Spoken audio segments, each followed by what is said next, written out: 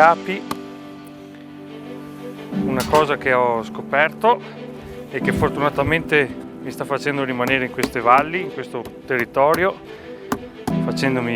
riuscendo a farmi vivere di questo lavoro e riuscendo anche a farmi rimanere in questi splendidi luoghi e vivere una vita abbastanza sana, molto più sana di dove si fa solitamente l'apicoltura intensiva.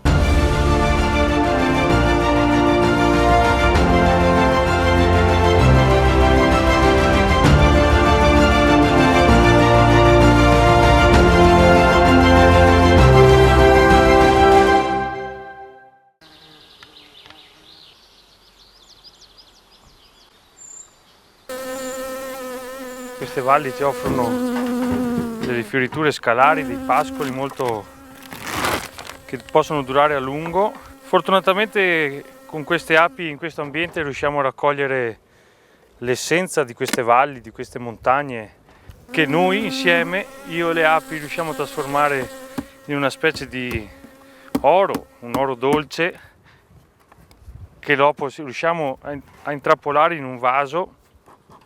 Però il lavoro grosso sarebbe qua dentro.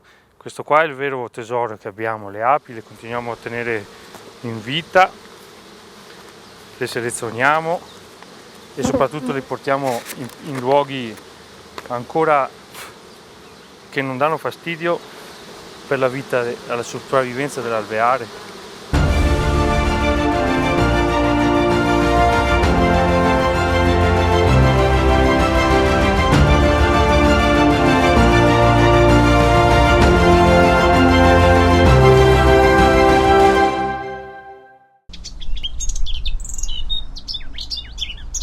È un lavoro che è dettato dai ritmi della natura, dal meteo.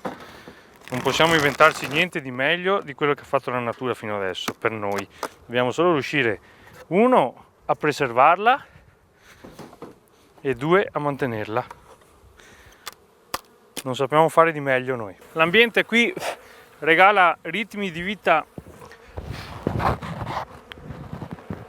per certi punti di vista certa gente lo considera lento, ma invece non è un ritmo lento, è un ritmo scandito dai tempi della natura, dal meteo, dalle ore di luce, da come si muovono le api. Cibiana è un luogo magico, con tutte le difficoltà che ci possono essere a rimanere in un posto così, ma è un rifugio per l'anima, ti fa lavorare senza pensare alle fatiche che stai facendo, nonostante sia un lavoro veramente duro, perché si gira giorno e notte, però farlo in questi boschi, in questi prati, con una vista sempre davanti, ti alleggerisce tutto, per fortuna.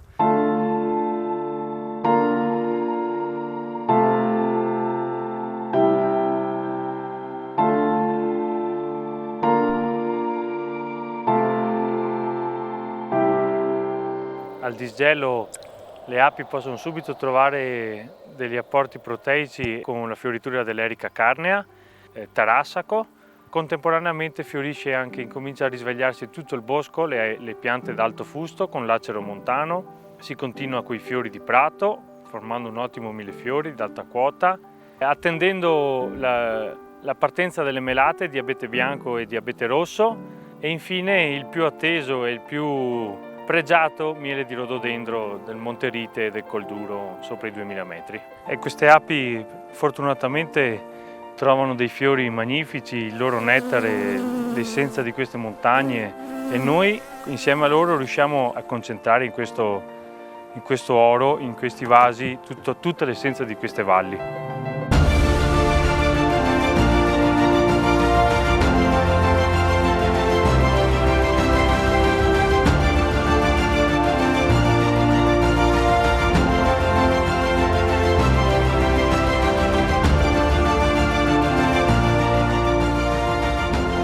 Cibiana, rifugio per l'anima.